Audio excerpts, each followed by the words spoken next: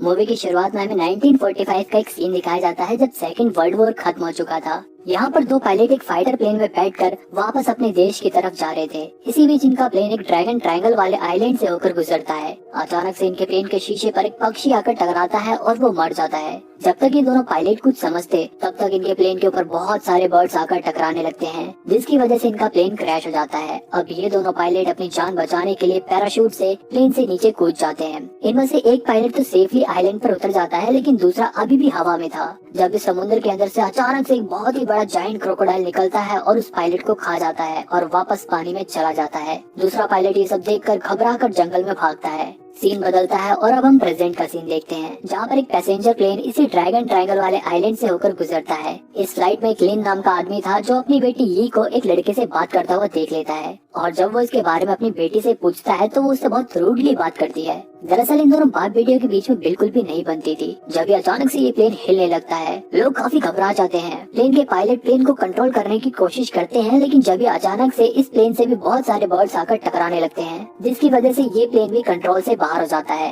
Passengers की जान बचाने के लिए पायलट प्लेन को पानी पर ही लैंड कराने की कोशिश करते हैं, लेकिन उनकी ये कोशिश नाकामयाब होती है क्योंकि ये प्लेन एक चट्टान से जाकर टकरा जाता है, जिसकी वजह से प्लेन के दो टुकड़े हो जाते हैं। प्लेन के आगे के हिस्से में बैठे लोग तो तुरंत मारे जाते हैं और पीछे का हिस्सा अलग होकर किनारे पर बहकर आ जाता है। इस प्लेन क्रैश की वजह से बहुत सारे लोग मारे जाते हैं और कुछ लोग घायल भी होते हैं। चैंग नाम का वो लड़का अभी भी जिंदा था। चैंग यी के पास आकर उसके बारे में पूछता है, लेकिन जब यी के डैड आकर उसे उस लड़के से बात करने से मना कर देते हैं, जिसकी वजह से यी फिर से नाराज हो जाती है। अब यहाँ पर सभी लोग अपने फोन से मदद बुलाने का ट्राई करते हैं, लेकिन किसी के भी फोन में नेटवर्क नहीं आ रहे थे, इसलिए यहाँ पर मौजूद सभी लोग टेंशन में थे। इन लोगों के पास पीने का पानी भी ज्यादा नहीं था, इसलिए लिन और चैंग जंगल में खाने पीने की तलाश में जाते हैं। यहाँ लिन चैंग से कहता है कि तुम मेरी बेटी से जरा दूर रहो। रास्ते में इन्हें जमीन पर बहुत ही बड़े जानवरों के पैरों के निशान दिखाई देते हैं, लेकिन ये लोग उन निशानों को इग्नोर करते हुए आगे बढ़ जाते हैं। कुछ दूर चलने के बाद इन्हें एक हट दिखाई देती है। वहीं दूसरी तरफ प्लेन से गिरे लोगों में से एक लड़का पानी में गिरे अपने सामान को देखता है।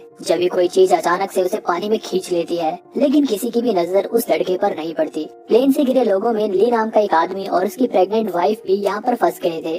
ली अपनी वाइफ के लिए पीने का पानी लेने जाता है। जियान यहाँ यी से बात करती है और हमें पता चलता है कि यी और उसके डैड उसकी मॉम के फ्यूनरल से आ रहे थे। इधर जब ये लोग झोपड़ी के अंदर जाते हैं तो उन्हें उसके अंदर कुछ हथियारों के साथ साथ एक किताब भी मिलती है। ये किताब उसी बचे हुए पायलट की थी जिसे हमने मूवी की शुरुआत में देखा था। इस किताब को पढ़कर इन्हें ये पता चलता है कि इस आइलैंड पर एक बहुत ही बड़ा जायंट क्रोकोडाइल मौजूद है। ये बात सुनकर लिन तुरंत भागकर अपनी बेटी के पास जाने लगता है। दूसरी तरफ चाओ नाम का एक पैसेंजर एयर होस्टेस से पानी के लिए लड़ने लगता है। ली उसे बहस करने से रोकता है, लेकिन चाओ उल्टा उसी से लड़ने लगता है और इन दोनों को छुड़ाने के चक्कर में एक आदमी पानी में गिर जाता है और अचानक से एक मगरमच्छ उस पर अटैक कर देता है। जब तक ये लोग कुछ समझते, यहाँ देखते देखते बहुत सारे मगरमच्छ किनारे पर आ जाते हैं और इन लोगों के पीछे पड़ जाते हैं और इनसे बचने के लिए ये लोग जंगल की तरफ भागने लगते हैं। थोड़ी देर बाद जब लिन यहाँ पर पहुँचता है तो उसे यहाँ पर कोई भी दिखाई नहीं देता। यहाँ तक कि प्लेन से गिरने की वजह से जिन लोगों की मौत हो गई थी उन लोगों की डेड बॉडी भी यहाँ पर मौजूद नहीं थी। लिन मगरमच्छ के पंजों के निशान को देखकर समझ जाता है ये सारा काम मगरमच्छ का ही है, लेकिन यहाँ मौजूद मगरमच्छ के पंजों के निशान इतने बड़े नहीं थे जितना कि उस किताब में लिखे गए जायंट क्रोकोडाइल के थे।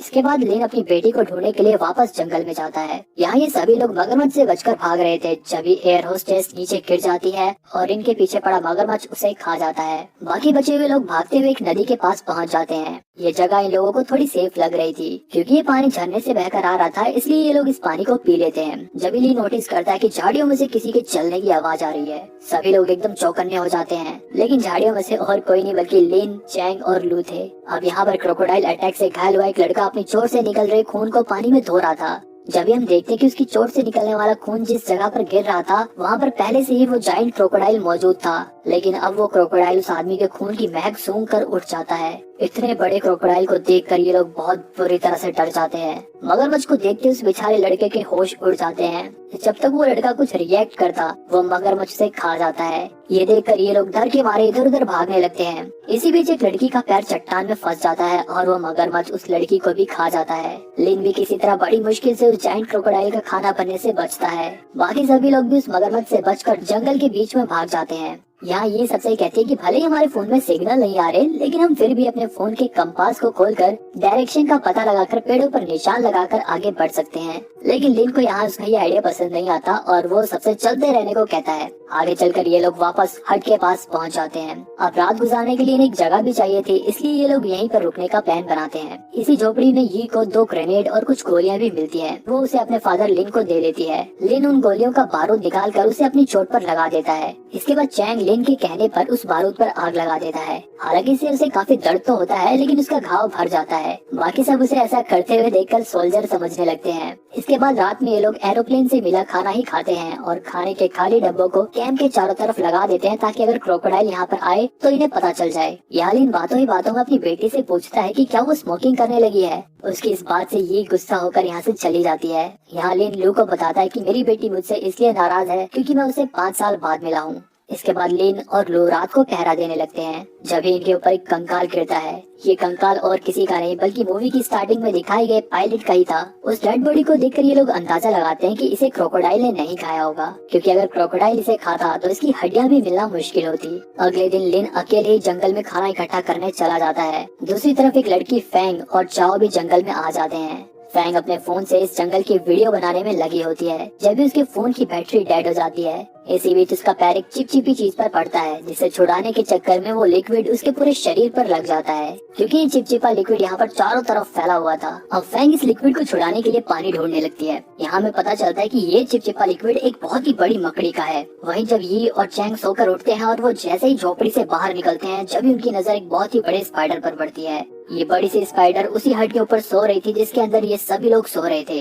ये दोनों तुरंत बाकी सभी लोगों को भी उठाते हैं। वो लोग भी इतनी बड़ी मकड़ी को देखकर एकदम घबरा जाते हैं और यहाँ से तुरंत चलने को कहते हैं। लेकिन यी के डैड इधर नहीं थे, इसलिए वो अपने फादर का वेट करने के लिए इन लोगों से कहती है। लेकिन वो मकड़ी भी कभी भी उड़ सकती थी। इन लोगों के पास ज्यादा समय भी नहीं था, इसलिए ये लोग मकड़ी से बचते हुए झोपड़ी से बाहर निकलते हैं। तभी ये लोग देखते हैं कि बाहर लूज हो रहा है। उसे देखकर चैंग उसे उठाने जाता है। जब इनमें से एक आदमी उस स्पाइडर से डर कर घबराहट में यहाँ से भागने लगता है और उस स्पाइडर से बचने की जगह उसी से ही टकरा जाता है। स्पाइडर की नींद टूट जाती है और वो तुरंत उस आदमी को मार डालती है। अब ये सब देखकर इन लोगों में भगदड़ मच जाती है। दूसरी तरफ लिन इन लोगों की चीखने चिल्लाने की आवाज सुनता है और तुरंत भागकर इन लोगों के पास जाता है। यहाँ ये बड़ी सी मकड़ी कुछ लोगों को घेर लेती है। अब लू एक पत्थर उठाकर उस मकड़ी के मुंह पर मारता है, जिससे स्पाइडर का ध्यान लू पर आ जाता है और वो इन लोगों को छोड़कर लू का पीछा करने लगती है। थोड़ी देर में यहाँ पर और भी कई सारे स्पाइडर्स आने लगे थे, जिन्हें देखकर ये लोग फिर से यहाँ से भागने लगते हैं। ये सभी भागते हुए हट के पास वाली झाड़ियों के पास जाकर छुप जाते हैं, लेकिन वो स्पाइडर भी इनका बाहर ही निकलने का वेट कर रही थी। जब यहाँ पर लिन आता है और इन स्पाइडर का ध्यान अपनी ओर खींचकर उन्हें अपने पीछे लगाकर उसी हट के पास आ जाता है। यहाँ लू भी उसे मिल जाता है और फिर ये दोनों उसी हट के अंदर छुप जाते हैं। लेकिन तभी हम देखते हैं कि उस हट के ऊपर अभी भी एक स्पाइडर है। वो स्पाइडर एकदम से अपने टेंटिकल से लू के ऊपर हमला कर देती है। लू बहुत बुरी तरह से घायल हो जाता है।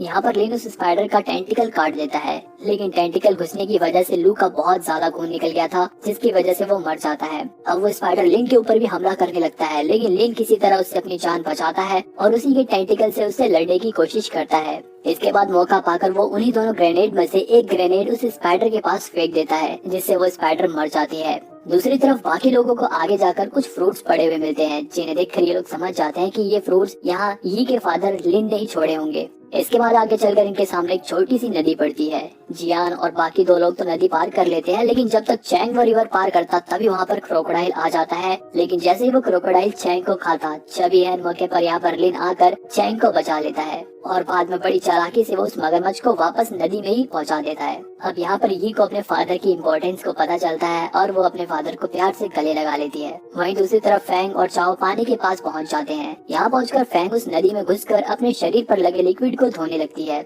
जब उसे पानी में कुछ गिरने की आवाज आती है, लेकिन ये दोनों उस आवाज पर ज्यादा ध्यान नहीं देते। यहाँ हमें पता चलता है कि वो आवाज उसी मगरमच्छ की ही थी। वो मगरमच्छ इनकी तरफ बढ़ता है और एकदम से फैंग का एक पैर दबोच लेता है। फैंग चाओ से मदद मांगती है, लेकिन चाओ उसकी मदद करने के बजाय उसको लात मारकर मगरमच्छ के पास धकेल देता है, जिससे मगरमच्छ का काम तो आसान हो जाता है और वो फैंग को मार डालता है। इधर लिन को वो क्रैश प्लेन मिल जाता है जो मूवी की स्टार्टिंग में हमें दिखाया गया था। प्लेन को चेक करने पर इन्हें इसमें ऐसी चीजें मिलती हैं जिसे देखकर ये लोग समझ जाते हैं कि प्लेन का इस्तेमाल न्यूक्लियर वेपन्स को ट्रांसपोर्ट करने के लिए किया जाता था और इसी के रेडिएशन की वजह से यहाँ के मगरमच्छ और मकड़ियाँ इतनी बड़ी बड़ी हो गई हैं। यहीं पर इन्हें एक पुराना रेडियो भी मिलता है जिसे चैंग ठीक करने लगता है। इसी प्लेन में लू को एक मशीन गन भी मिलती है। अब रेडियो ठीक हो जाता है और ये रेडियो पर रेस्क्यू टीम से बात करके यहाँ के बारे में सब कुछ बता देती है, जिसके बाद रेस्क्यू टीम इन लोगों को बचाने के लिए यहाँ पर आने लगती है। यहाँ ये सबको बताती है कि रेस्क्यू टीम साउथ ईस्ट की तरफ किनारे पर मिलेगी, इसलिए हमें किसी तरह वहाँ तक पहुँचना होगा। आगे चल के रास्ते में इन्हें चाव भी मिल जाता है। यहाँ पर ये लोग चाव से पूछते हैं कि तुम्हारे साथ तो एक लड़की भी थी ना, वो कहाँ पर है।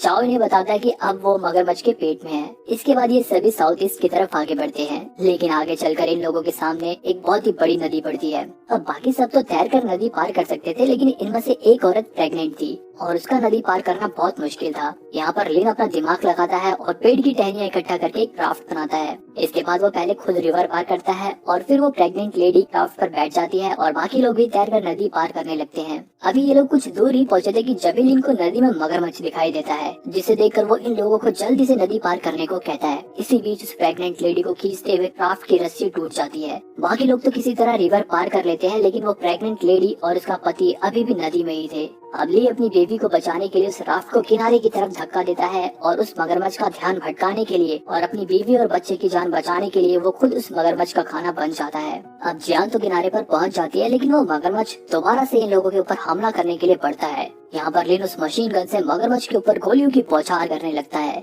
लेकिन मगरमच्छ के ऊपर तो गोलियों का जैसे कुछ असर ही नहीं हो रहा था। इधर भागते हुए चाव नीचे जमीन पर गिर जाता है, जिसे देखकर ये उसकी मदद करने के लिए आती है, लेकिन चाव उसी को खींचकर मगरमच्छ की तरफ ढकेल देता है। अब वो क्रोकोडाइल उसके ऊपर हमला करने ही वाला था कि जब यहाँ पर लिन फिर से आकर मगरमच्छ के ऊपर फिर से गोलियों की बौछार करने लगता है। मौका पाकर ये साइड हो जाती है, लेकिन इसी बीच फायरिंग के दौरान एक गोली चाव के पैर में जाकर लग जाती है, जिसकी वजह से वो दौड़ नहीं पाता और उसकी किस्मत इतनी खराब थी कि उसी वक्त उसे हार्ट अटैक भी आ जाता है, जिसकी वजह से वो नीचे गिर जाता है। वो मगरमच्छ आता है और चाव को खा जाता है और यहाँ पर उसे उसके कर्मों का फल भी मिल जाता है। अब बस ये 4 लोग बचे थे, लेकिन यहाँ पर हम देखते हैं कि ये का जैकेट उस मगरमच्छ की पूंछ में फंस जाता है और वो मगरमच्छ उसे लेकर अपनी गुफा की तरफ चला जाता है। रात भी हो चुकी थी। लेन अपनी बेटी को बचाने के लिए उस मगरमच्छ के पंजों के निशान का पीछा करते हुए किसी तरह उस गुफा तक पहुँच जाता है। उसके पीछे पीछे वो प्रेग्नेंट लेडी और चैंग भी वहाँ पर आ जाते हैं। चैंग जियान को गुफा के बाहर ही बैठने को कहता है और वो खुद गुफा के अंदर लिन की मदद करने के लिए चला जाता है। यहाँ लिन गुफा के अंदर अपनी बेटी को ढूंढ रहा था।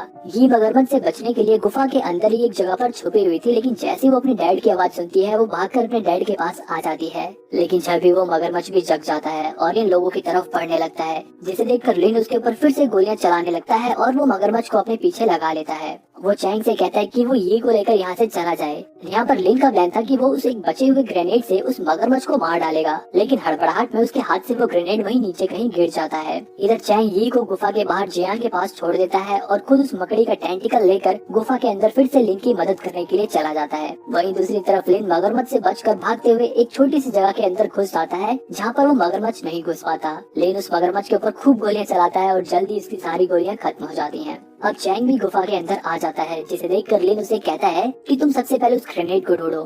थोड़ी देर में चैंग को वो ग्रेनेड मिल जाता है। लिन उसे कहता है कि वो उस ग्रेनेड को मगरमच्छ के पास फेंक दे, लेकिन चैंग जानता था कि अगर उसने ग्रेनेड को मगरमच्छ के पास फेंका तो मगरमच्छ के साथ साथ लिन भी मारा जाएगा, इसलिए वो मगरमच्छ का ध्यान अपनी तरफ करके वहाँ से भागने लगता है। चैंग जैसे ही लिन से थोड़ा दूर जाता है वो ग्रेनेड का पिन निकाल कर मगरमच्छ के पास फेंक देता है, जिसके धमाके से वो मगरमच्छ बहुत बुरी तरह से घायल हो जाता है। अब ये दोनों फाइनली थोड़ी राहत की सांस लेते हैं, क्योंकि उन्हें ऐसा लगता है कि अब तो मगरमच्छ मर गया होगा। अब लिन चैंग के ऊपर गुस्सा भी नहीं होता, क्योंकि अब वो उसे समझने लगा था और अब ये दोनों साथ में बाहर जाने लगे थे। तभी वो मगरमच्छ उठकर फिर से इनके ऊपर हमला करता है। लिन तुरंत चैंग से मकड़ी का टेंटिकल लेकर उस मगरमच्छ का पेट चीर कर उसे मार डालता है और यहीं पर उस मगरमच्छ का काम तमाम हो जाता है। इसके बाद ये दोनों उस गुफा से बाहर आ जाते हैं। ये अपने फादर को देखकर बहुत खुश होती है। अब वो दोनों साउथ ईस्ट की तरफ पहुंच जाते हैं और सुबह होते ही रेस्क्यू टीम यहाँ पर पहुंच जाती है और वो इन लोगों को रेस्क्यू कर लेती है। यहीं पर ये मूवी खत्म हो जाती है। अगर आपको क्रोकोडाइल की एक और मस्त मूवी देखनी है तो ये वाली मूवी देखो, ये भी बहुत ही बढ़िया मूवी है और इस वीडियो को लाइक जरूर कर दें।